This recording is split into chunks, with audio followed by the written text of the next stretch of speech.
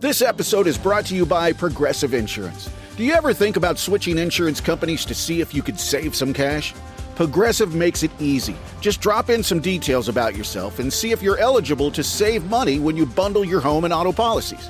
The process only takes minutes, and it could mean hundreds more in your pocket. Visit Progressive.com after this episode to see if you could save. Progressive Casualty Insurance Company and Affiliates. Potential savings will vary. Not available in all states. This episode is brought to you by MGM Plus. From and its Horrors returns for season 4, centered around a town that traps all those who enter. Terrifying creatures that come out at night. Horrors some wished had stayed buried. Where desperate hope leads to darker truths. Dangerous new arrivals, a sinister figure, a shocking revelation. From season 4 premieres April 19th on MGM Plus. Some doors should remain closed. My God, the Dukes are going to corner the entire frozen orange juice market.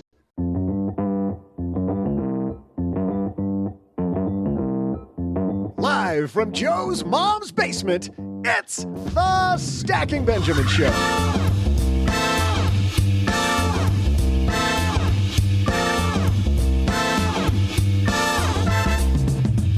I'm Joe's mom's neighbor, Doug, and today's your lucky day. We're exploring the places you find good advice. Do you dive into the internet, hire advisors, ask friends, or some of each? Do you dive into the nerdery or get your hands dirty? Here to give us the nerd's eye view on this topic is the guy financial planners turn to for advice, CFP Michael Kitces.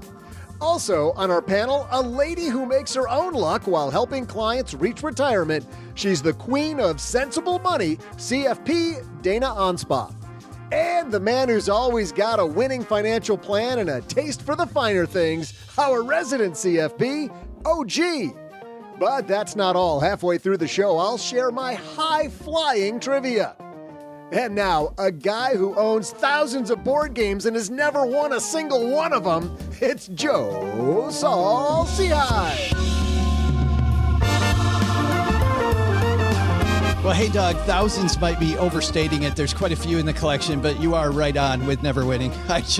If I had to be lucky, I'm lucky in everything. I'm lucky I could just spend time today with all of you stackers. Hey, everybody, let me be the first to welcome you to Friday. I am Joe Saul-Sehy, Average Joe Money on Twitter. And man, do we have an all-star lineup for you today. Let's start off with a guy across the card table from me. First of all, Mr. OG is here. How are you, my friend? I take issue with the fact that you say you've never won. You usually do win, only because you change the rules halfway through the game. Oh, I forgot. There's a new rule. There's this rule I forgot to tell everybody at the beginning of the game, and it turns out I win. It's like every game of Munchkin ever. Oh, Munchkin. Michael, who will introduce in a second, brings up like the game from hell. Like that is just, and now Munchkin fans are all turned off. But I have to take issue with that, OG. I do forget rules, but I would win more often. Conveniently. If it was Weird. convenient. Weird. Yeah, it is strange. Also here, Paula Pant called in at the last second and couldn't make it, but we were so happy that this woman, she's been on enough that we can call her frequent contributor to the show. Dana Anspach's back. How are you? I'm doing great, and I have to say, board games aren't really my thing either. No, but last time you were here, a game that is your game is walking while you talk, but you're not moving today for people not watching us on YouTube. You know what?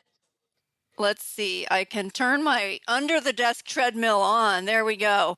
But I played 3 hours of pickleball yesterday, so I was like, I don't think I need to walk while I'm at my desk today. But, my first day with the treadmill was the last episode I was on, so here we go. I'll walk. Well, maybe no board games, but pickleball, so you're into the real games. The real games, absolutely. Yes. So did you just call all board games not real? I just offended so like first we alienated the Munchkin players, and now we just got everybody in the whole board games community. I just offended all my people, Michael. All of my people. And that voice you hear, he hasn't been on. We were just talking about it. It might have been 7 or 8 years since he's been here. Michael Kitces is back. How are you, my friend? Appreciate the opportunity to join you. Doing well. It has been a long time. Now, we know what Dana does at Sensible Money, helping retirees. You have not one, but 2 podcasts, one of which is with our friend of the show, Carl Richards. How do you and Carl start working together? So we originally crossed paths on the proverbial speaking circuit. So Carl does a lot of training out to financial advisors and client communication. I do a lot of training out to financial advisors on tax, retirement. I love deep nerdy stuff, so I go deep on that. And so Carl and I started crossing up at a lot of conferences where we were both doing trainings for financial advisors and got to know each other as we would like cross paths at one city after another a number of years ago. And so at some point, Carl actually reached out and he was like, we both really have this passion for seeing like the good advisors do well and the not really advisory people go away. Carl calls them secret society of real financial advisors. I call them financial advisors, like that subset of people who aren't in the sales business. Like they actually give advice, because that's a whole quagmire of our industry. Maybe we'll get to talk about later. But Carl's like, look, we both believe in the same things, but we kind of approach from different areas, because like, he wants to do everything with a conversation. I want to pull out a spreadsheet. And so he's like, we should do a podcast and just talk about like the things that we're both dealing with, because we are so completely different in how we approach everything, even though we have the same mission, that other people will probably find it interesting to listen. And he was right. We've done 100-something episodes, picked up 1 million downloads, and like it's going strong. That's fabulous. And you have a second podcast, which is the Advisor Success Podcast.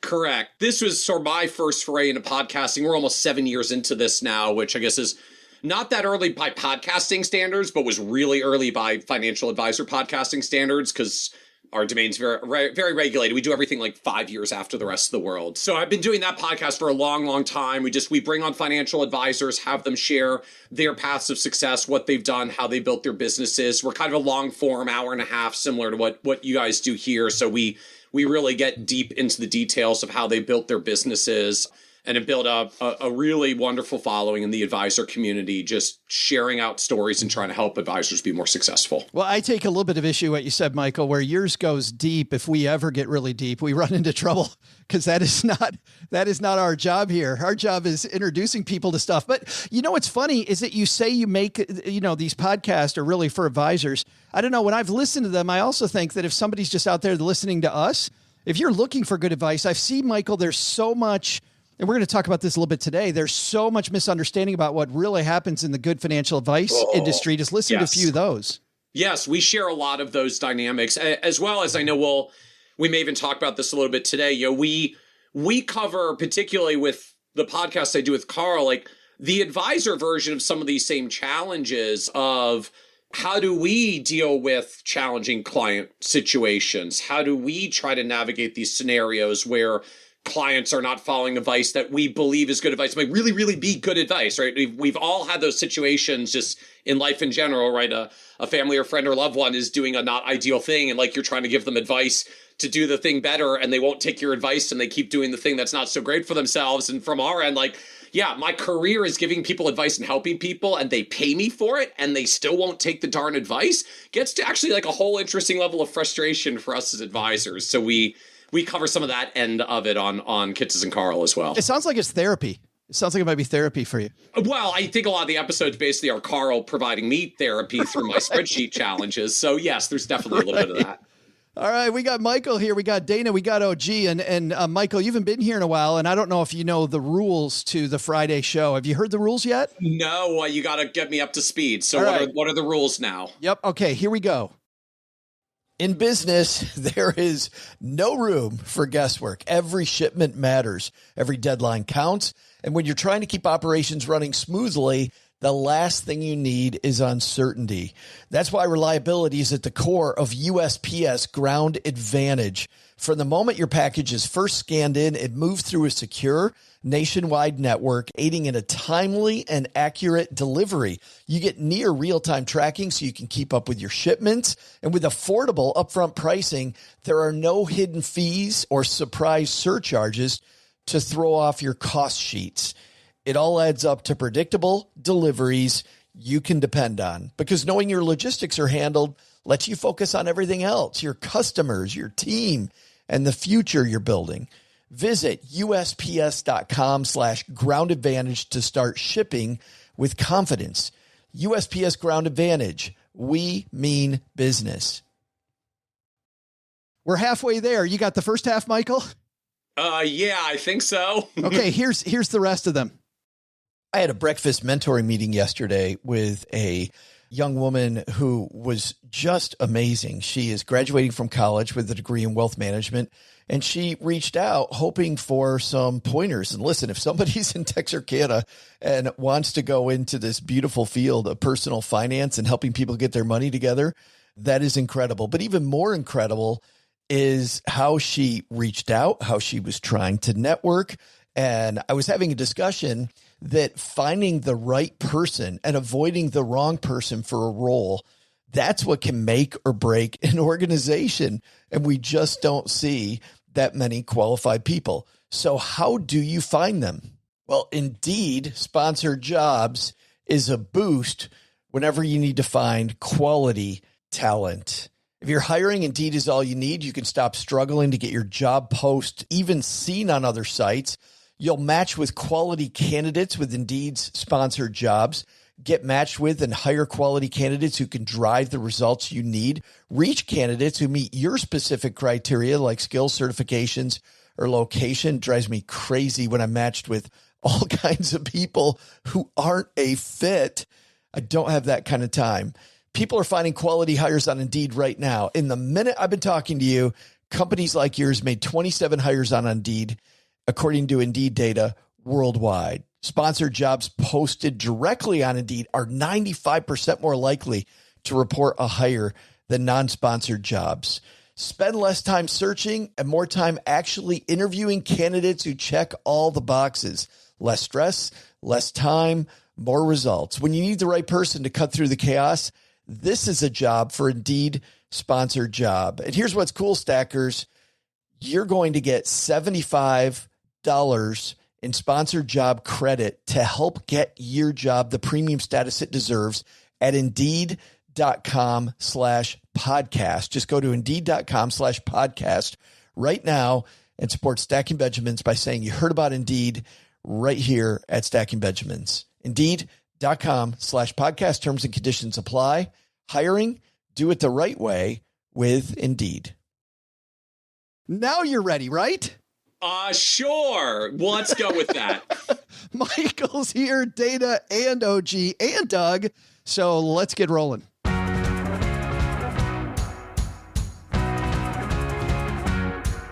Today, we're going to take some inspiration from a piece, Michael, that you wrote on your Nerd's Eye View blog that you'll find at kitses.com.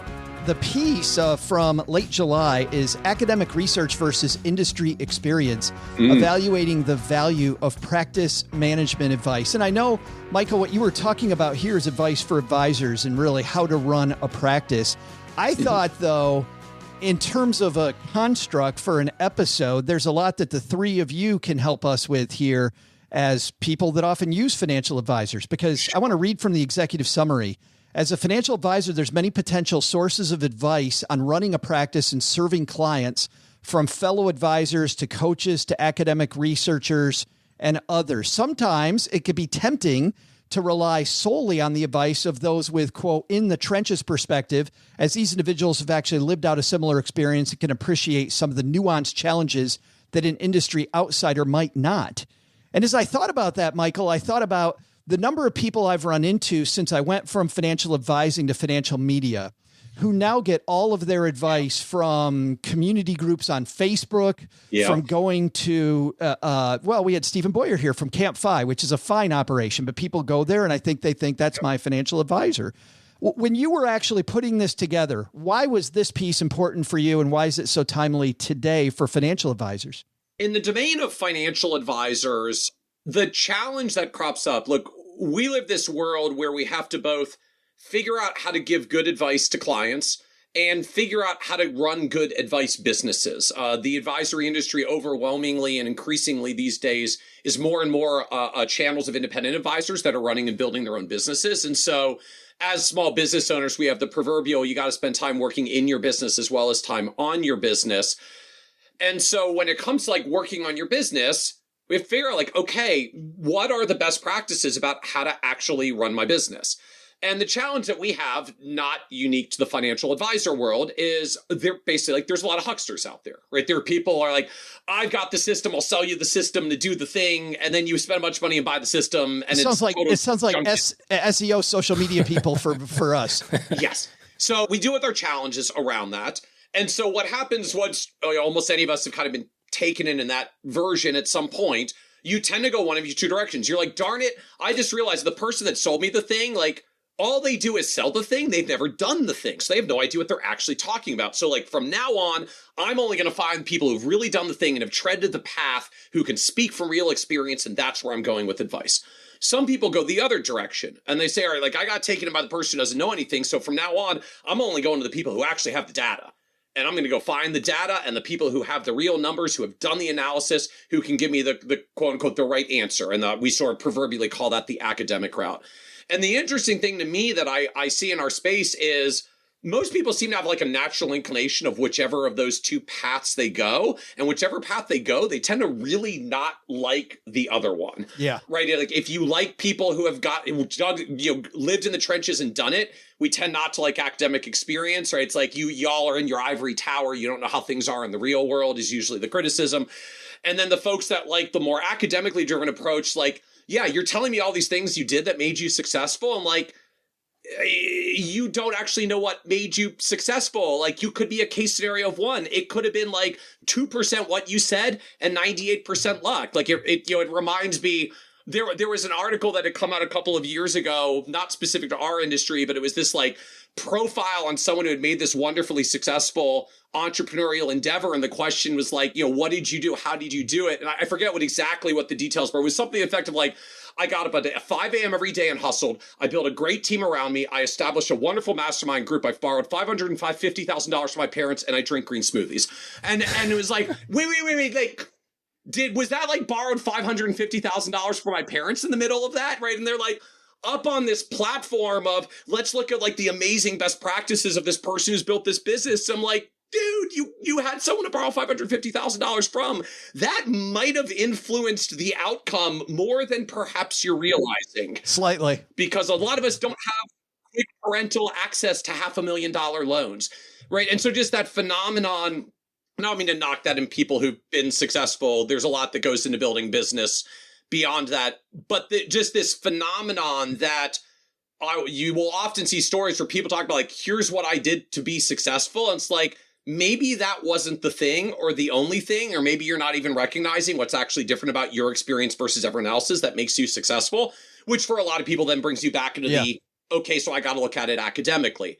Candidly, I tend to be a fan of a little bit of a both, and I think there's a place for both, and not trying to equivocate, just I nerd out on both paths for their respective reasons. But that's really why we were trying to queue it up, is I'm finding this in our profession, this debate is starting to crop up more. And just there's some structural stuff around how the advice business has evolved over the past 10 and 20 years, that more advisors are not in the business of selling products now. They're really building ongoing businesses with advice, which tends to make bigger businesses, which means more of them need practice management advice. And so this is starting to crop up a lot in our industry. Well, let's take this, because everything that you talked about happens, as you know, with people that take this advice. Mm-hmm. Our stacker community. OG, you were saying that it's not just in that realm? With your example, Michael, you're talking about the chain of events that help that person be successful. I just saw an article in, I don't know, it was in Forbes or something, they have the little advisor profiles, and it was like, this person's super successful and, one of the youngest people in the universe to be really successful, manages billions of dollars, is really young and energetic, and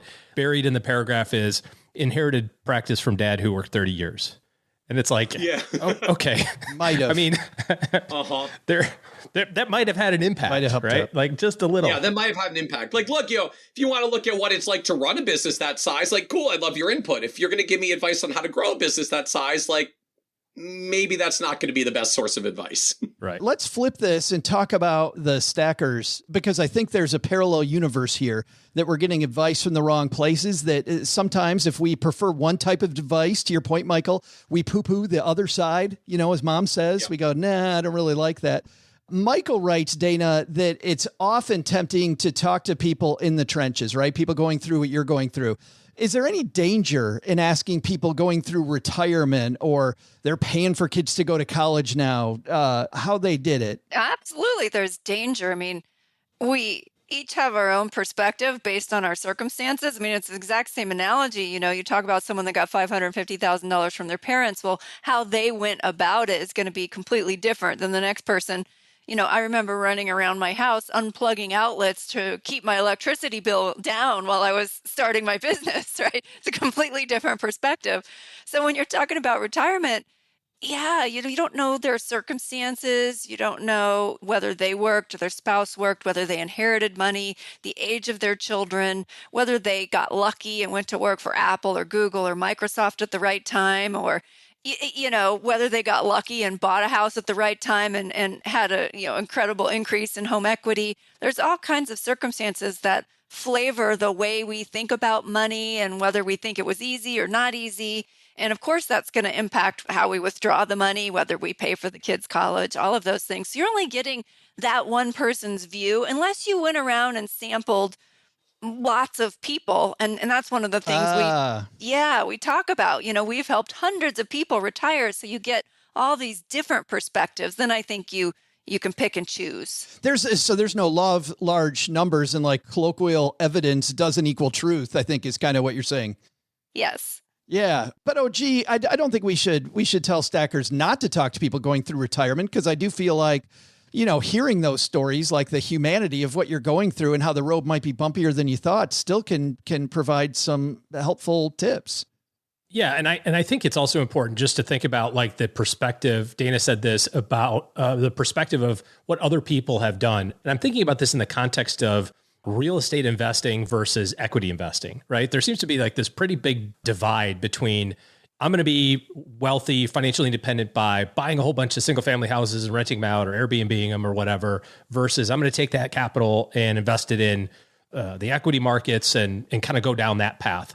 And the reality is that if you talk to somebody who's been wildly successful with real estate, there was probably a lot of hard work there. There was probably a lot of fortunate timing. If you were successful, some things just happened to go your way. And so they're going to have that perspective that's going to, I don't want to say cloud their judgment, but it's going to have that lens that they're going to be able to see their perspective and share that with you. Just like, you can say, well, what about like Warren Buffett? Like he doesn't own any real estate. He has an equity, 100% equity portfolio. Surely that's a big enough proof to be successful that way. Well, one might argue that he happened to have some pretty good timing, relative to some pretty cyclical bull markets as well. So everybody's perspective is going to be viewed through the lens of their own personal success. And so if that's one of the dangers of the Facebook groups or the, following somebody on Instagram, or, you could do this for anything, whether it's money or health, you're trying to lose weight, right? There's 52 ways to do that. Eat less carbs, eat more carbs, don't exercise, now you can just take a shot and lose weight. There's like 1,000 ways to do it. I'm waiting for the eat a donut program. Yeah, yes. I'm stuck on the more carbs. Eat a donut, lose some weight, but everybody's body chemistry is going to be different. So what works for you isn't necessarily going to work for somebody else. And so you got to be careful what kind of circle you have around you, because it turns into a pretty impactful echo chamber very quickly, I think. Well, this is where I love where that's going, OG, because I think this is where trust comes in. And Michael, as you well know, because you deal with this every week when you're talking to these advisors, you're talking with Carl about servicing clients. There's so much distrust of professional help out there. There's so much. Is that distrust deserved? And how do professionals, if Dana knows the law of large numbers, and yet people don't want to talk to Dana because she's a pro, because they don't trust pros, like how do we start working around that? Well, sadly, I think it is deserved for just candidly, our industry has a lot of issues, even aside from like general consumer backlash in the financial services industry. The financial advisor domain has some unique challenges, because when you drill down to it, like the actual, like the label financial advisor and holding out that way is not really actually regulated, despite the fact we're a ludicrously regulated industry. Because if you go back to the roots of financial services like 100 years ago when a lot of the regulation was put in place, banks started coming up. So states regulated the banks. Then insurance companies started cropping up. So states regulated the insurance companies. Then the stock exchange and market started cropping up, did some not so great things in the late 1920s, early 1930s. So we made some federal regulators around them, the SEC, FINRA. And so what we ended out with is this world where one set of people regulate insurance. So if you provide advice that has to do with insurance, you answer to them. One regulator handles investments. So if you manage portfolios, you have to answer them. Another regulator handles the sale of mutual funds. So if you sell some of those, you got to answer to them. And all these different regulators regulate the different things that financial advisors might implement. And nobody actually regulates financial advisors as financial advisors. And so the end result of what's happened with that, particularly over the past 20 to 30 years, is the industry, and particularly the product or manufacturing and distribution side of the industry, right? The folks that make insurance and investment products have figured out that if you tell people you're going to give them advice and the advice is to buy your product, it sells a lot of product, right? Like if you give people a comprehensive plan and it always results in your product at the end of it, it turns out a lot of people buy your product. And so 20, 30 years ago, everybody stopped putting insurance agent and stockbroker on their business card, and they started putting financial advisor, financial consultant on their business card. But they never actually stopped being product salespeople. It's still their job. It's still how they're regulated. It's still the standards that they're held to. It's still the educational requirements or lack thereof that they have, because there basically is no material educational requirement to be a financial advisor. And so we go down this road where within the industry now, there's basically this bifurcation. There's a subset of people who are really in the business of advice. They tend to pursue advanced education on their own. It's not a requirement. You do it because it helps you actually give people better advice. They pursue some of the channels that have higher regulatory standards where you're actually accountable for the advice because it's good for consumers. And it turns out you get better advice when people are accountable for it. And then you've got a second segment of the industry that continues to live in the product sales and distribution side. They get paid to sell product. They work for companies that manufacture and distribute the product. And they all call themselves financial advisors. And if you just look at like a total census of financial advisors in the industry, literally the majority, like more than 50%, actually still work for product companies that manufacture and distribute. And only a minority of them are actually in the business of advice. So again, this is what Carl calls his secret society of real financial advisors. I call them financial advisors. And so for the average consumer who throws a stone and tries to find a financial advisor, like the mathematical odds is you are going to find someone who is a product salesperson. And if you've had a couple of those experiences, you probably don't think very highly of financial advisors for good reason. Like just if you need to buy a thing, I'm fine to find a salesperson to sell it to me. But if you go to a salesperson for advice, you tend not to be thrilled with it, right? Like I know when I go to the clothes store and they say it looks good on me, like they're not giving me fashion advice. They work on commission on the floor. They're like you should wear a blue shirt. Yes, which of course is always the right advice because all I wear is blue shirts. Michael, I'm a guy of a certain age and there used to be these stereo stores all over. And I remember job one was when the stereo sales dude said, "I have this at my house." That meant I wasn't buying it. It was like, I don't care what you have at your house. Like, no way. Guy at Best Buy comes up to me. "Oh, I love this one. Okay, let's go look over here then." Which, by the way, Dana, we talked about maybe the bad news about a person with one story, but we've heard this phrase, the wisdom of crowds, right? The wisdom of the crowd. We also know that there's value in surround sound. When we moved to Texarkana at first, I had never run a marathon. And then all my friends in Texarkana are marathoners. Now I've run 11 and I'm prepping for another half and hopefully my final full marathon coming up. But I wouldn't have done any of that if I wouldn't have had the surround sound. It seems to me that with these Facebook groups, there is some value there in surround sound, or are they more dangerous than good? If you're not taking that as, okay, they said do this, check. That's what I'm going to do. You know, are you saying just take what happens there with a grain of salt? Like maybe my buddy Troy shouldn't be giving me workout advice just because he's in my marathon group? Exactly. We get this on our webinars. So we do webinars about every 4 to 6 weeks, and we get all kinds of people that will ask very specific questions. You know, they'll give us 2 pieces of information and say, "What should I do?" Well, we would need a lot more than those 2 pieces of information. And so we'll try to guide them. You know, we would need a lot more. If your situation looks more like this, here's the things to consider.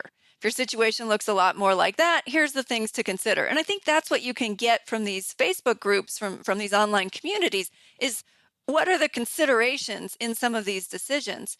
But it's completely different than having a one-on-one conversation with someone who knows your financial situation inside and out. And we talk a lot about, it's not just the spreadsheets. Like, I'm a spreadsheet geek like Michael. Like, spreadsheets make my heart sing. They really do. But there's also the values side. So we can run through all the numbers in the world. I was on with a woman the other day, but she is just terrified about what happens if her husband passes away early. And she's going to be okay. But you can't address that emotional concern with a spreadsheet. There's value to having a conversation, and so many factors that go into these decisions with money aren't really, logical. We're not all like Spock. We have an emotional component to them. It's funny, OG. Dana brings up a great point that over the last 25 years, I feel like there's more psychologists in the good financial advisor space than there used to be. From the advisor end, we literally added it to like the official CFP curriculum 2 years ago. Like there's a section of client psychology that did not exist as part of the core curriculum and is getting added in now. Wasn't there? Yeah, OG. It's interesting, your perspective of 25 years, because July 1st was my 25th year. And I was just talking with somebody about how this has changed over the years. Michael was talking about how financial advisors, air quotes, used to give advice. And it just kind of, as long as the advice sold the product that you had access to sell, that was the intent of the advice. And I started working like you did, Joe, at American Express. And I think we did a pretty fair job of providing that advice piece, but a lot of times it kind of fell right into the products and services that were super easy for the advisor to sell. But the reality is that now products are so ubiquitous and it's so easy for consumers to shop these different things. I mean, you can look at all the commissions that have gone away and trading costs and all that other sort of stuff that's kind of gone through the industry, that it has to be more about advice and it has to be more about that personal relationship or the personal experience that individual is working through for their unique goals. Because at the end of the day, there's no right answer. And it's really, I think it takes a pretty big person to say, there's 15 ways to solve this problem. And I think that's almost a great place to leave it before we go to the break. And everybody, in the second half of this, we're going to start talking about what we look for in good advice and really the traits of good advice and when to trust good advice. And we'll talk about the different channels where people find advice. But before we get there, I want to ask you guys about just individual stories that we'll retract names, but of where somebody got bad advice and really about how much money it cost them. I remember when I was leaving financial planning, and I'll go first, I had somebody who decided because I was leaving and we were in the middle of just coming out of the 2007, 2008 crisis and things were just starting to rebound. They decided that they wanted to completely get out of the stock market because they didn't know about anybody else giving them advice. And they took all their money out of all their IRAs. And I called them and I said, what did you do? And why didn't you call me first? And they said, well, you're leaving. And we just think that, we don't need the stock market up and down like we just went through. We lived through it. We're through it. We just took all the money. And I said, you could just move it to CDs inside the IRA. You didn't have to take, they took $300,000, guys, out of their IRAs because they didn't want to be in the stock market anymore. And the person at the bank, by the way, who was doing the CDs, absolutely let them do it, right? All these people just let them do it. And I tried to explain to them, you earned $300,000 this year. This is going to be ordinary income on your, and they said, well, the horse is already out of the barn. I'm like, no, it isn't. You've got this time frame where you can put it back in. I swear you can. And they wouldn't do it. Bad advice cost them, I don't know how much money in taxes. I mean, just maybe multiply that by 30%. Just maybe they thought 90. You were like the stereo salesman. And there was something in it for horrible. You. That's still, out of my entire career in financial planning, that gives me the biggest pit. But Dana, a story, names retracted, of somebody getting bad advice and it costing them a lot of money? Yeah, I mean, I don't know if it's exactly advice, but I definitely see clients that will listen to political things one way or another. We had a client a year and a half ago. No, that never happened. In this climate, that doesn't happen. Never, right? I don't know what she was listening to, but she called us up a year and a half ago and said she was terminating services because, fiat currency was going away. And whatever she was listening to, had said like she needed to get her money out. So, it was really odd conversation. Like, I was like, well, what are you going to do with the money? Well, I'm going to, just put it in cash. And I'm thinking, but if fiat currency is going away, like how is that going to work for you? But there was no logic. So I'm going to put it, Dana, I got to put it all in fiat currency then. Exactly. I got to put it all. Exactly. It's going away. So I'm going to take it out of stocks and put it all in fiat currency. So that's what she did and terminated services. Now, I don't know, how that played out, but I know the portfolio she would have had has, obviously done quite well over the last year and a half. And so, I've seen so many things like that over the years where people, I have some horror stories. I have one person who lost $4 million, just truly horror stories, signed it all away on 2 promissory notes. It turned out to be bad real estate investments and poof, it was all gone. And so, I could go on, but you have to be really careful about letting the things you're listening to completely skew your point of view where you're not being objective and balanced anymore. I don't know. We have a member of our team who said that her grandparents just sit in front of political TV all day and are angry like all day long. And I just can't imagine. Michael, a horror story about bad advice? So mine comes from the very start of my career. So I started 23 years ago in spring of 2000. It's like the absolute peak of the tech bubble. And so the number one... Perfect starting time, by the way. Oh, yeah. Fantastic starting time. So the number one advisor, air quotes, in the office, in the agency where I joined, it was a sales organization. His big thing, like he was bringing in more assets than anybody else by a country mile.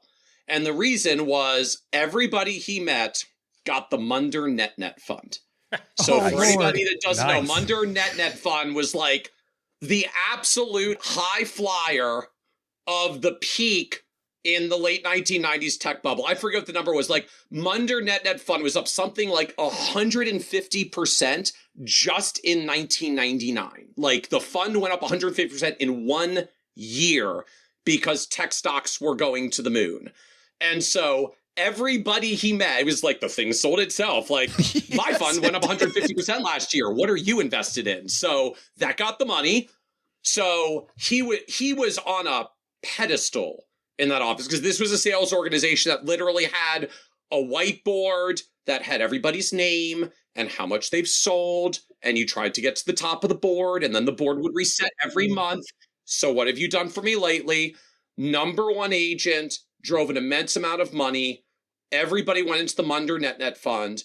And Munder, that fund, I think, lost something like 90% in the next 3 years when the market crash came. In part, like, that's where some of my, I guess, like, particular jadedness around salespeople who call themselves financial advisors comes from. Like, he was literally next to my cubicle. He had a very, very nice office. My cubicle was on the end next to where the offices were. He was right next to me, and I would just watch him, like, client after client walk into his office and phone call after phone call, and everybody left with the Munder NetNet Fund, and his name was at the top of the board every month. And all of those people lost 90% of what they invested with him in less than 3 years. Just selling returns. Yeah. And he doesn't have to give back anything he made. Right. That's the commission gig. Like, he kept 100% of his commissions while his clients lost 90% of everything they invested with him. And there were literally zero consequences. Like, you signed that brokerage form that says you acknowledge what you're doing. He at least found people who agreed they were willing to tolerate some level of risk. And so he had literally zero consequences because he wasn't actually accountable for it for advice, even though he said, you're going to be able to retire early on this. Like, that was not really retirement advice. It was a sales pitch. And so to me, like, that's what drives off this, right? Is the person you're talking to actually in the business of advice, or is the reality that they're in the business of sales? Like, look, if I want to buy me internet funds, like, go talk to the dude. He's really good at doing the paperwork. He'll get it for you nice and quick. But like, people weren't going to him to buy the fund. They were going to him to figure out what to invest in. And what he sold them was the thing that made the commission and made the money train run for him. OG, how about you? Cost of advice? Well, the story that comes to mind for me is more of a third-party perspective. During COVID, I had a really good friend who was working at a local bank in their financial advisor department, whatever you want to call that. And we talked almost every day, from the beginning of COVID on, and he had no real decision-making abilities in terms of client relationships, but was privy to all of the stuff that was going on. And at this small regional bank, they managed something like about $600 million of client assets. And, the problem with merging financial advisors, air quote, with banks is that generally speaking, the people who are at the bank who are interested in financial advice generally don't want anything that's risky, right? But again, kind of, you think about the history of 2010 through 2020, the spring of 2020 before COVID, market went pretty much straight up. So like to Michael's point with the Munder Fund, you could do, you'd say, hey, you're somewhat conservative. It's 60-40, it's 70-30, whatever. And so a lot of the consumers or customers of this bank's financial advisor department were invested in more than conservative investments. Anyways, everybody got pretty freaked out. As you might recall, market went down 34% in 17 trading days. And the bottom of it was March the 23rd. And we were talking at noon, my friend and I, and, that day the market was down 11%. And it was just kind of a really rough day. And I had gone on a walk with my wife that day, and I was thinking, my goodness, this is like the third one of these, right? The 2000 time frame, the 2007 to 2009, and now this. And we were just kind of talking about it.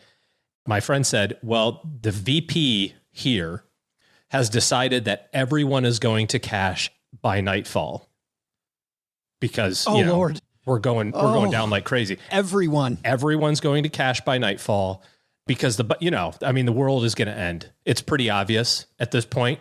It's down, the market's crashing today. And he told me that, and I said, well, just so you know, today's the bottom. Anecdotally, when professionals capitulate at that level, $600 million all to cash in one trade, wow. You kind of knew that we were, it kind of just had to be sort of toward the bottom. Interestingly, so they did this, and interestingly, most of it was mutual funds. So mutual funds close at the end of the day, right? So you don't get to trade it throughout the day like an ETF and go, well, I was only down 5% that day because I sold at 11 a.m. Nope, they sold out at the end of the day, down 11% for the day.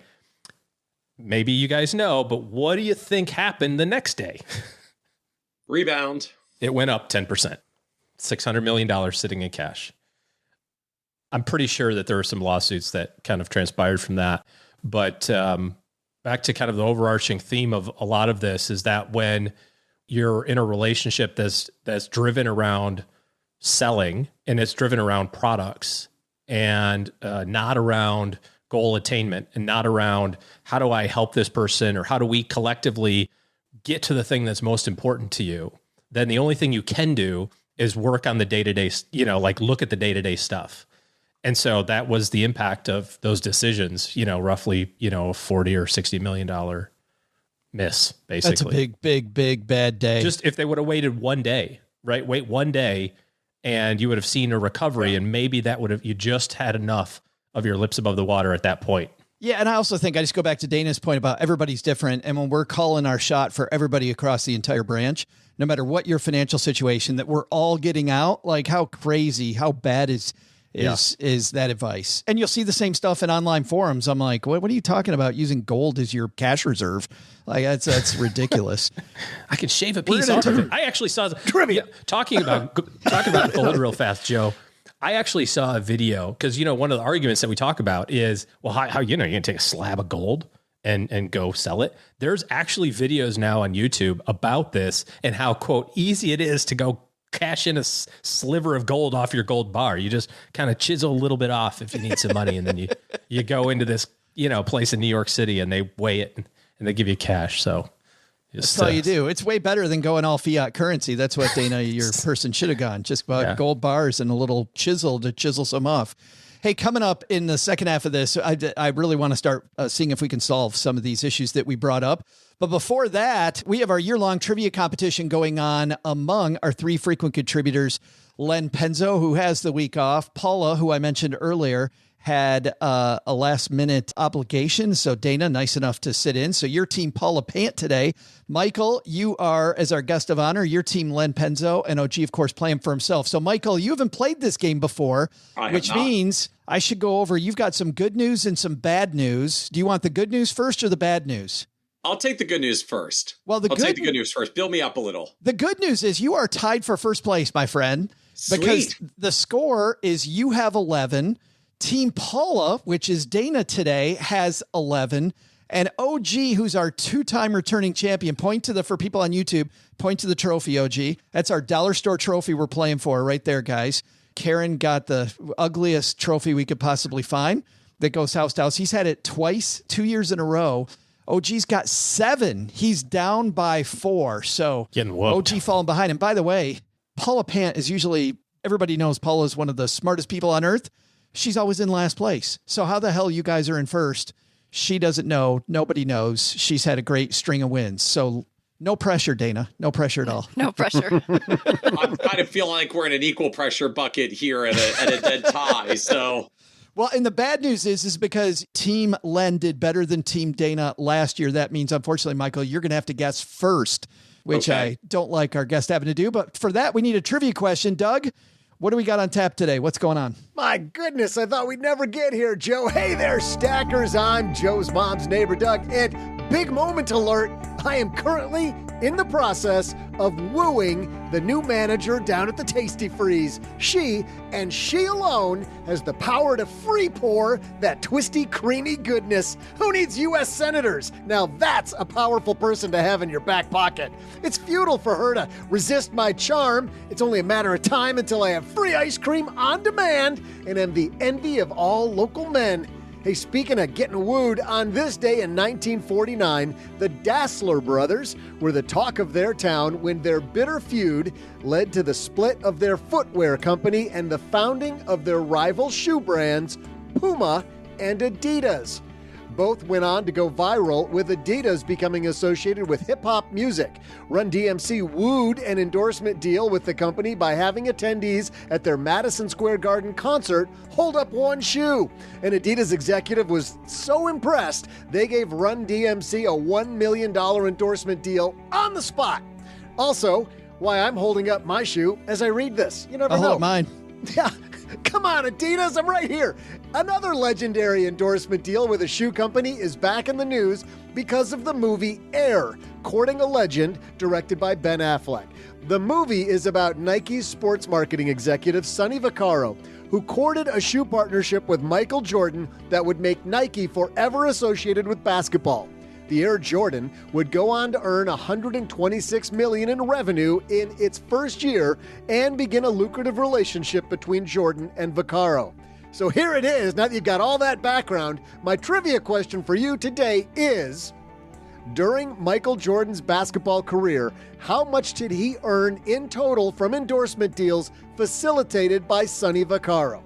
I'll be back right after I spray myself down with cologne. I want Ms. Tasty Freeze to know when I've arrived and the scent of me to linger long after I leave. That's how you keep them talking about you. Yeah, one way or another. That Ralph Lauren Polo bottle's getting low for me.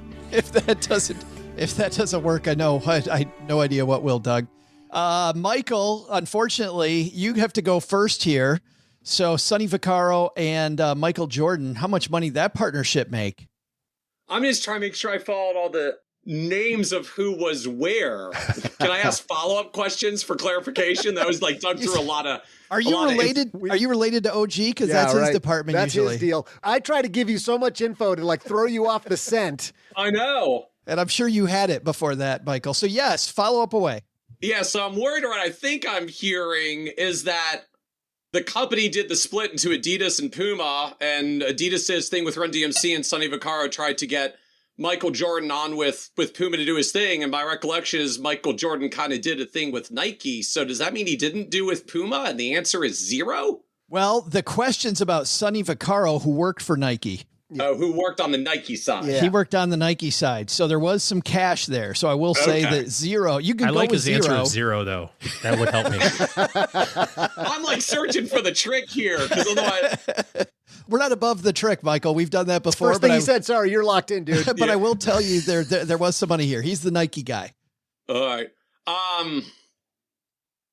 Man, I don't know. I feel like this is either a really big number or a not very big number because he didn't sign a good deal. But Michael Jordan seems to have done well. So, like, is this a like get closest without going over? Are we like Price is Right just style? Just closest, not without going over. Just closest. Got it. Then it's got to be a big number. Nike kind of did well over the years, is my impression. So let's go with $200 million. $200 million for Team Kitz's Penzo.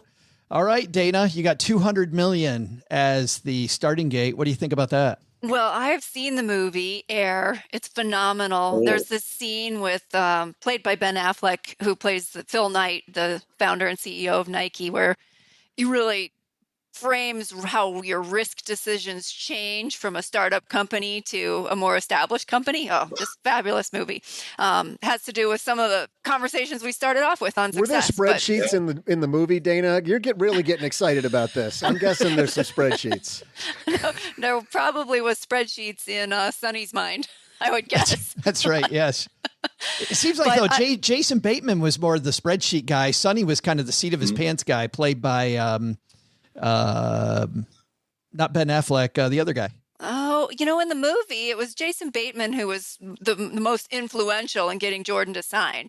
No, it was not Ben Affleck. It was who's the guy who does movies with him? He did The Martian. He did Matt Damon. Matt Damon. Yeah, Matt Yes. Damon. That's Sorry, right. Matt Damon. Yep. Yes. So Sonny Vaccaro was Matt Damon. So that's kind of a seat of the pants kind of guy. But Jason Yep. Bateman came across like your spreadsheet guy.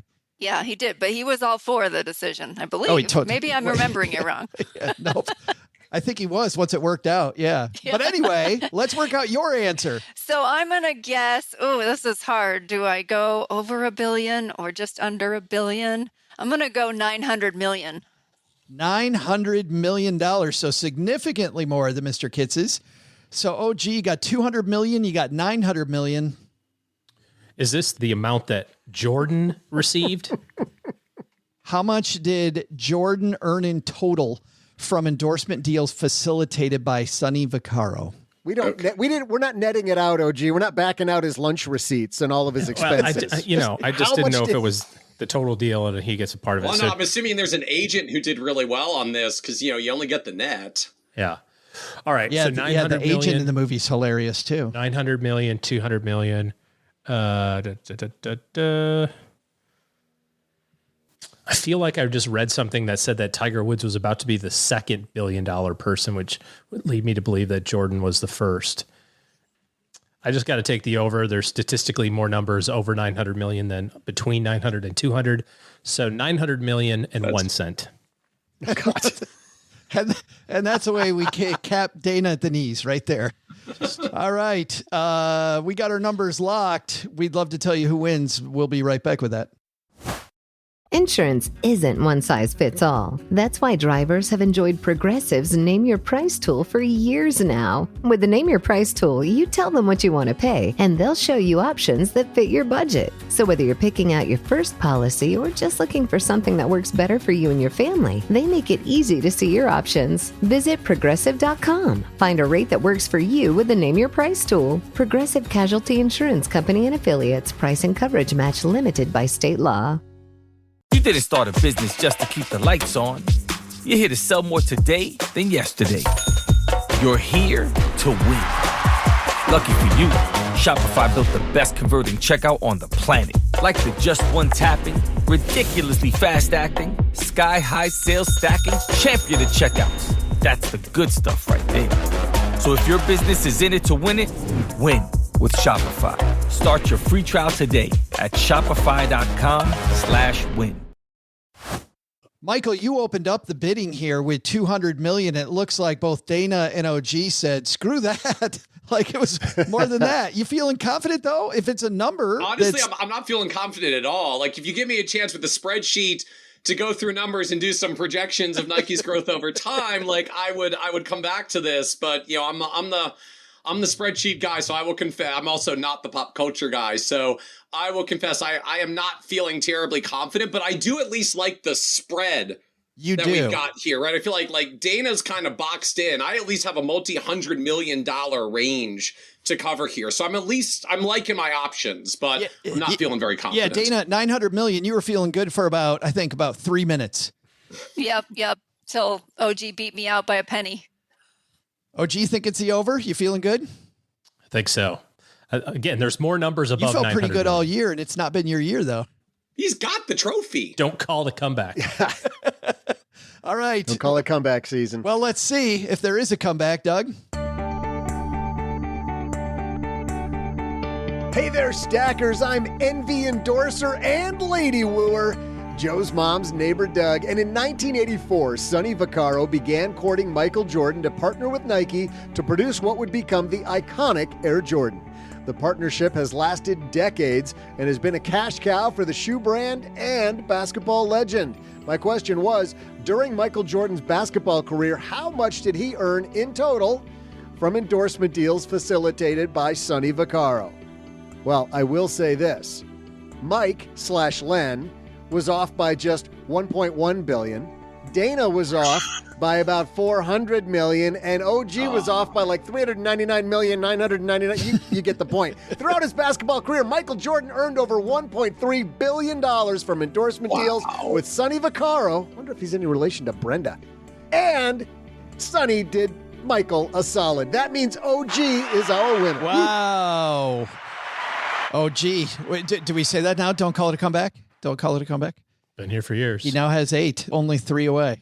But yeah, great movie. Michael, I'm assuming that you haven't seen the movie Air yet. No, I have not. I've got young children. We're a mostly Disney household these days. Well, I will give it, if you ever get a chance to just get away, big thumb up. I think, OG, you've seen it. Dana's seen it. Doug, you've seen it, right? Never saw it. You haven't seen it? Oh, you'd love it too, OG. Yeah, good stuff. Haven't seen it. I'm putting it on my list right now. He already won. He doesn't need to see it now. Yeah, I already know what happens. That's in the past. Hey, let's move into the future. Let's talk about better advice. The second half of today's show is brought to you by depositaccounts.com. Dana, you know what happens when you go to depositaccounts.com? You can make a deposit.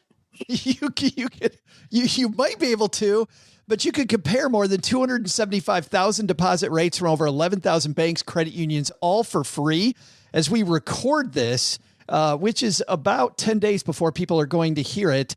The top 1% of all savings accounts paying 4.64%. National average, though, 0.43.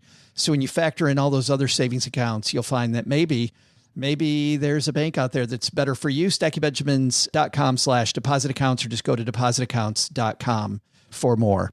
All right, let's dive into advice and where you get it. I want to talk about all these different platforms.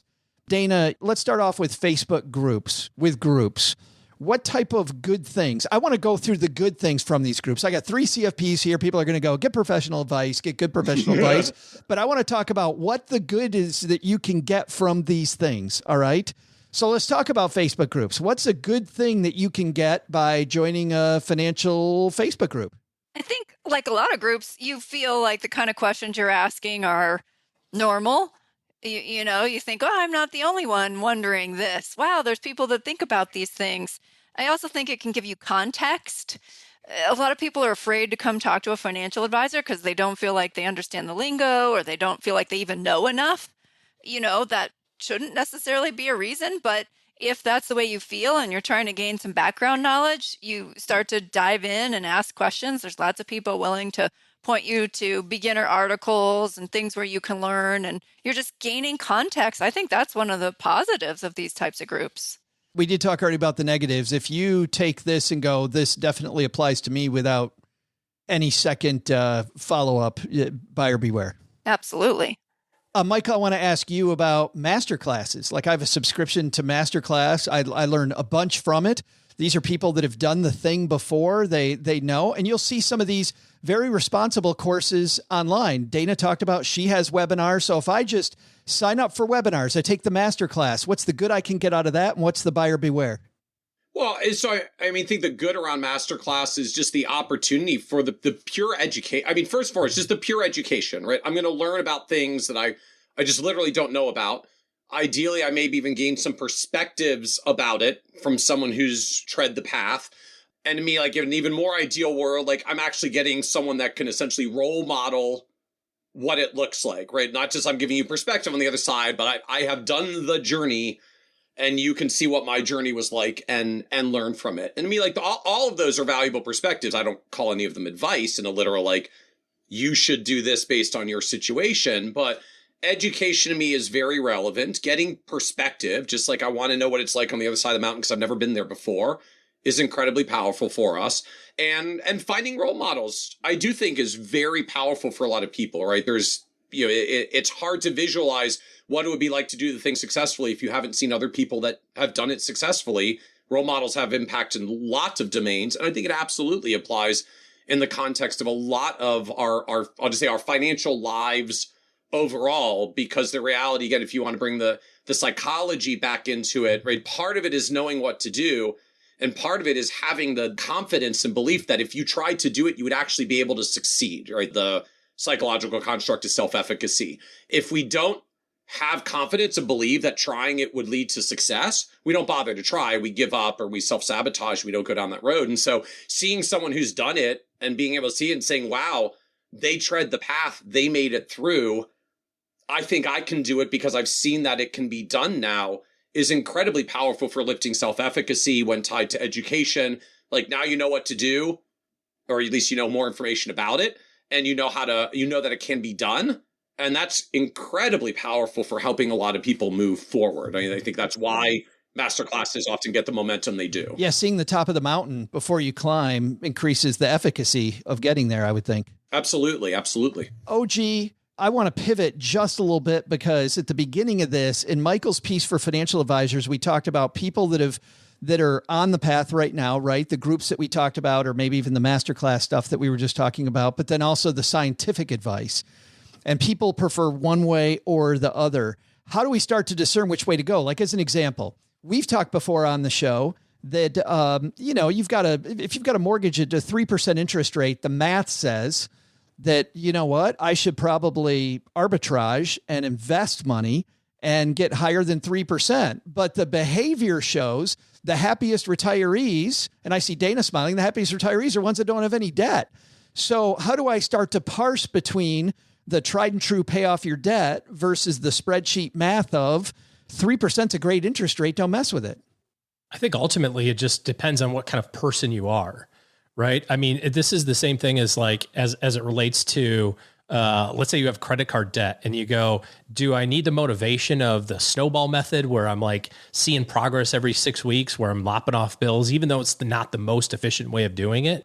Or do I find the most success in my life by following a rigid, very specific plan? I think personally that financial planning is so much behavioral, above and beyond all of the data, because we all know what to do. My favorite phrase recently is, if information was all that was required, we'd all be millionaires with six packs. I don't know where I heard that from, but I love it. And I say it all the time because we all know what to do, right? Spend less than you earn, save some money, invest it, don't touch it, diversify, like all of these kind of buzzwords, we know what to do, but it's the act of actually doing it. And sometimes we need a group of like-minded people. You're talking about like Facebook groups or whatever, online groups. One of the benefits of that is just the pure motivation. I know when I had a ton of debt, I remember listening to Dave Ramsey going, this dude's motivating me to pay this stuff off. And now I listen to Dave Ramsey and I go, man, he's kind of a jerk, but it was the message and messenger at the right time. And so a lot of these decisions, I think, are around your personal motivation and around what will drive you to be successful. And that's going to be different for everybody. From a professional standpoint, we're working with somebody who's like Michael and Dana, super analytic, into the spreadsheets and graphs and all that sort of fun stuff. We better come with it, because I can't just talk about rainbows and sunshine with those two and go, it'll be fine, guys. And, right. They're not going to be super excited about that. They're not going to believe, let's just hug it out and it'll be okay. But by the same token, and we've talked about this, I don't know, on Wednesday's show, if you have a partner or somebody in the planning relationship who's not that, and that's all you do is just jam spreadsheets down, at them, then you've lost them too. So I think the best way to handle this from a personal standpoint is quite literally to go, know thyself. What gets me going? Is it the analytic, very specific stuff, or is it the motivation and the view from the other side of the mountain, like Michael said, that somebody else can provide me? Do I need somebody to pull me, or am I going to push it myself? I think you did a great job, OG, of setting up what I want our guests to help us with, and which I think is a question that you already answered, which is ultimately around us. We're trying to make better decisions, which for me has always meant I want to have this board of directors on my team, right? I want these people that are smart people. And it's funny, whenever I read the non-financial media people talking about this, the people that are talking to the people that listen to Stacking Benjamins, they always talk about, okay, make sure they're fee only, make sure that they're a fiduciary. And I'm like, that crap is all fine, but I want people I know who are in my corner who seriously have my back, and that's going to be my team. Like, I look at advisor even more, I guess, more holistically than just this checkbox thing that the industry provides, or, you know, how they're, Michael, you talked about how they're regulated. That's all fine and good. I need deeper than that. What is a thing, I'd like both of you, and Dana, we'll start with you. Give us a trait that I should be looking for somebody who's going to be on my board of directors. If I'm starting to put that together, what's the trait I really want on my team? I think you want to be able to know they're going to communicate to you in a way you can understand. So we actually say this, and I have it in some of my articles or materials, like you should go into an advisor with a set of questions, some of which you know the answer to. I mean, it could be something simple like, you know, how do you decide my ratio of stocks to bonds, or should I pay off my mortgage, or something that you have some perspective on. And you just want to see how they answer the question. And, you know, are they answering in what you consider a broad way? Are they covering all of the bases? Are they talking in language you can understand? Or are you kind of thinking, wow, they just went spinning in circles. I don't really know what they just said. You know, we talk a lot in terms of you do the math. A lot of financial questions can be answered analytically in a spreadsheet. We can come up with an answer, but that's not always the answer. Sometimes the difference between paying off your mortgage or not might make $5,000 difference over a 10-year period, right? You go, well, really, does that move the needle? No. So then, you know, you have to be able to separate that from the emotional side, and you want someone that can communicate across those different dimensions and someone that you can understand. They're not just talking lingo and talking down to you. I always got frustrated when I would hear people say, I meet with my financial advisor. I have no idea what the hell they're talking about. Like, I have no idea. They're showing me these charts and graphs, and I just kind of nod my head and, hey, it looks like we're doing good. Looks like we're great, because I feel numbers stupid. Numbers are up and to the right. That's like good, right? Exactly. Up and to the right is good. I feel, and definitely you should be in a situation where you don't have to say, well, I don't want to feel stupid, so I just nod my head. Like, that's horrible. But I also think, Dana, while you're talking, when you're bringing up those examples, I like it when the person on my team answers my question with a question, because that means they actually want to know more about me, right? Should I pay off my mortgage or should I invest? Well, let's talk about you first. Oh, yeah, that's a great perspective. You know, if you ask a question and they just spout off an answer without having gathered any data about you at all. Annuity. Well,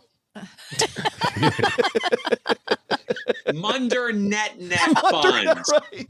Exactly. Does that thing even exist? Mortgage. Reverse mortgage. I think it got merged out of existence a long time. I mean, it lost basically all its assets after it lost 90% of its value. It's not. Man, that's like a blast from the past, like the one-hit wonder bands that you'd see, and you're like, what happened to Munder net? He literally had like a poster on his wall because he was one of their big selling buyers. Like, Munder sent him a poster. I think he had like a giant, like a 3-foot poster of this thing on his wall. Like, I still remember the vision of it. Michael, what's another trait we should look for in people that are going to be on our board of directors? Well, Dana took my primary one. So, like, everything she said, I'll add to that by saying education and expertise matters. So, again, like, from the legal perspective for financial advisors, like, we need a 2 to 3 hour regulatory exam you can study for in a couple of weeks, and that's it. You don't need any classes in finance or advice to be a financial advisor. Like, that's the really sad actual truth of it. So if you're finding someone to get advice from, like to be on that team, you need someone that actually chose to go get some additional education beyond that. So that starts with designations like CFP certification. There are now a growing crop of, I call them like the post-CFP designations for advisors that go even deeper in that direction. Retirement folks have things like RMA or RICP. Folks working with ultra high net worth have a CPWA designation for them. Investment nerds go after CFA or CIMA. So there's a lot of different additional designations out there. But to me, it starts with sort of two pieces. One, like, do I see some education that says they've gone above and beyond the regulatory minimum? So that's either degrees, right? You can get undergraduate and graduate degrees in financial planning now. You couldn't 20 years ago. So more experienced advisors probably won't have them because they literally weren't around. But do they have degrees, or do they have designations that show material effort of study above and beyond the regulatory minimums. I distinguish that a little bit from expertise. Expertise is, okay, like I'm glad you have the book knowledge. You do need that. Like, I want my doctor to have gone to medical school, but I also want them to actually have experience working with people like me. So to me, like there's an education and expertise component. Education is essentially, have you gotten the book knowledge and invested that far? Because sadly not a requirement. The expertise question is, tell me about other people like me that you've worked with. Can the advisor answer that question? And like, it's not because you're supposed to do what their other clients do, right? The nature of advice is individual to person. But when we get back to those comments earlier of like, I go to my Facebook groups and my master classes in part because I want education, I want perspective of people who've gone the journey. So if I'm getting an advisor, like I want an advisor who's actually had the perspective of seeing lots of people do this journey, so they can actually be a meaningful guide for me as I go on this journey. So beyond the communication and that Dana highlighted, like that's where I would go next is, do they have both education? Have they invested in their learning to know more advice things to be able to share? And do they actually have expertise in working with people like you? Because there is a wide range of folks out there. There are a wide range of advisors, and there are wonderful advisors who don't know about your situation and your needs and problems, right? Like, I know a wonderful neurosurgeon. I'm not going to ask him to operate on my knee if I hurt my knee. Like, I'm going to go find a knee doctor, not the most brilliant brain doctor, because they just do different things. They can be really, really good doctors and not be able to help you with your problem. And the same thing applies in financial advice. Well, like OG said, that it really, if it starts with you, right? And then Dana communicating, and then you've got the background and knowledge. So I love all three of those. I'm going to add a fourth of my own that I really like. I think that your advisors should challenge you and challenge your thinking without disrespecting you. Like where you clearly know they're on your team, but they go, I think you're messing this up. Because the last thing I need is another person going, Joe, you're brilliant. Joe, that's great. Like, no, that doesn't really help. You don't hear that very often, Joe. So you could use actually one or two people saying that. You can't tee that up for us, man. I just got to tell you guys, I could hear that a little more, frankly. But I think it's a great place to leave it. And by the way, we've had other episodes where we've talked about hiring advisors and things to look for. We'll have those on our show notes page at Stacky Benjamins. Let's find out what's happening with all of you this weekend. OG, you and I are headed for Podcast Movement. We're going to Denver. Ooh, that's right. We're fueling the jet as we speak. Well, maybe not. Hopefully. Monday morning. Monday morning, we will be there. We'd love to have a meetup, but unfortunately, we're not going to be able to do that. So Denver next time, we will hit you when we're there. We'll have our guest of honor, Michael, go last. Dana, that doesn't mean you're not a guest of honor. It just means you're the frequent flyer here. What's going on at Sensible Money right now?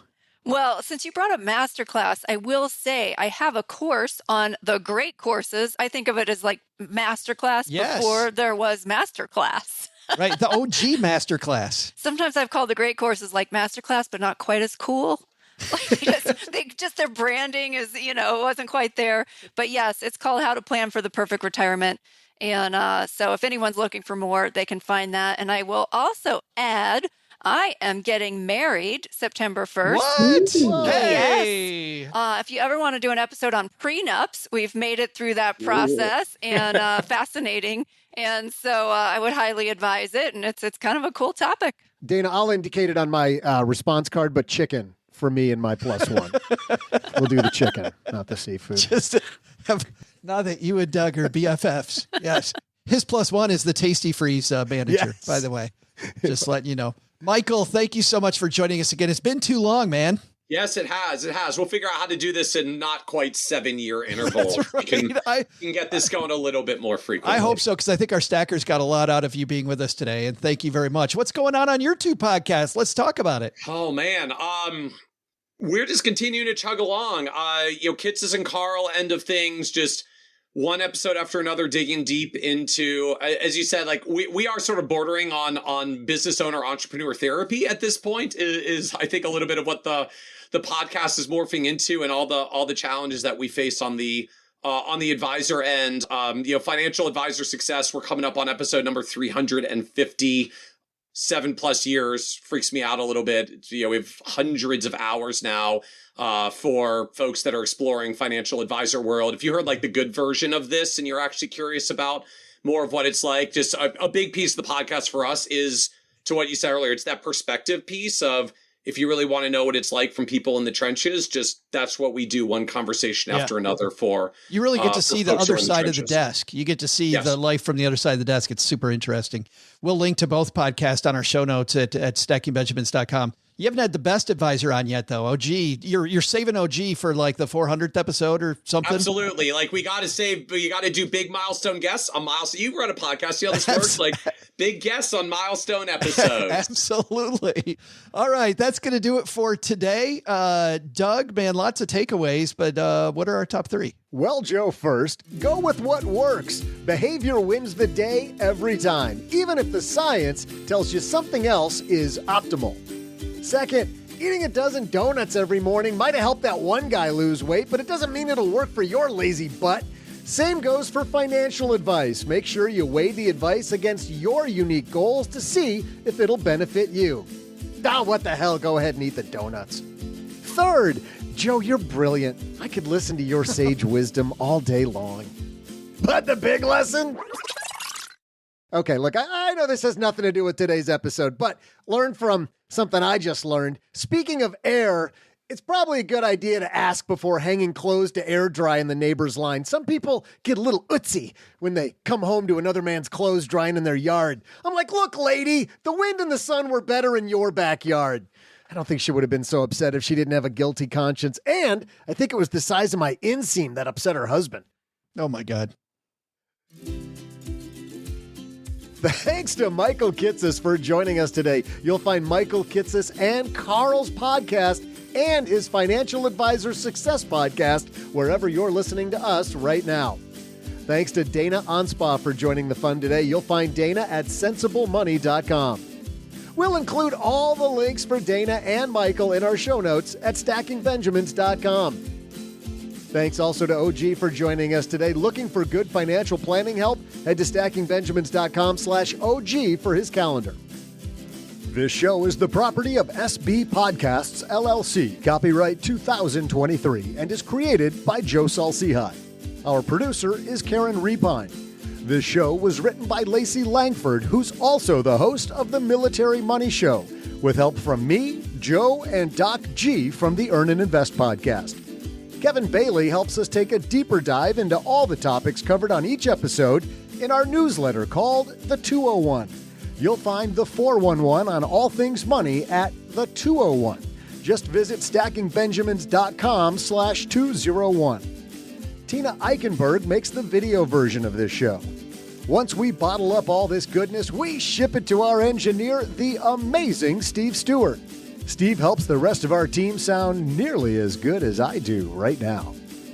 Want to chat with friends about the show later? Mom's friend Gertrude and Kate Yunkin are our social media coordinators, and Gertrude is the room mother in our Facebook group called The Basement.